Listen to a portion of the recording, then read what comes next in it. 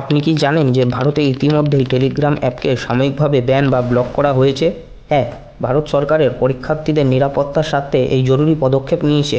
মূলত net Yuji 2026 পরীক্ষার প্রশ্নপত্র ফাঁস এবং জালিয়াতি রুখতে আগামী 22শে জুন পর্যন্ত টেলিগ্রাম বন্ধ রাখা হয়েছে। শুধু ব্যান নয়, 30শে জুন পর্যন্ত টেলিগ্রাম মেসেজ এডিটিং ফিচারটিও সম্পূর্ণ বন্ধ করা হয়েছে।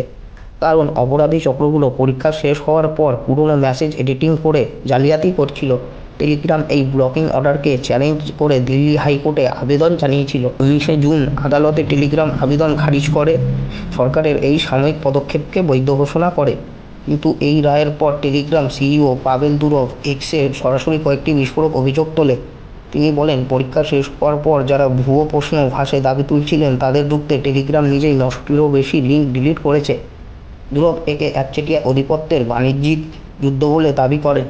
তার অভিযোগ, 2020 সালে মেটা মুকেশ আম্বানি রিলায়েন্স জিওতে $5.7 বিলিয়ন বিনিয়োগ করেছিল। তার সেই বাণিজ্যিক সাক্ষরতার জিরেই হোয়াটসঅ্যাপের বাজার ধরে রাখতে কর্পোরেট প্রভাব খাটিয়ে টেলিগ্রামকে টার্গেট করা হচ্ছে।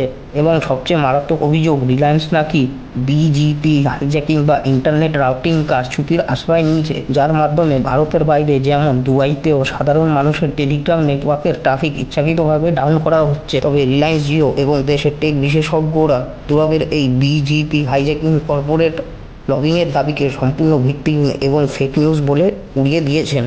অবশেষে পাভেল দুরভ ক্ষোভ প্রকাশ করে দুটি অত্যন্ত গুরুত্বপূর্ণ কথা বলেছেন। এই অযৌক্তিক ব্যানের কারণে ভারতের 15 কোটিরও বেশি সাধারণ টেলিগ্রাম ব্যবহারকারী চরম ভোগান্তির শিকার হয়েছেন। এই ব্যান কোনো সমাধান নয়, কারণ যারা আসল অপরাধী প্রশ্ন ফাঁসের সাথে জড়িত তারা ইতিমধ্যেই অন্য মেসেজিং অ্যাপে চলে গেছে। ভিডিওটি ভালো লাগলে অবশ্যই লাইক, শেয়ার এবং কমেন্ট করবেন।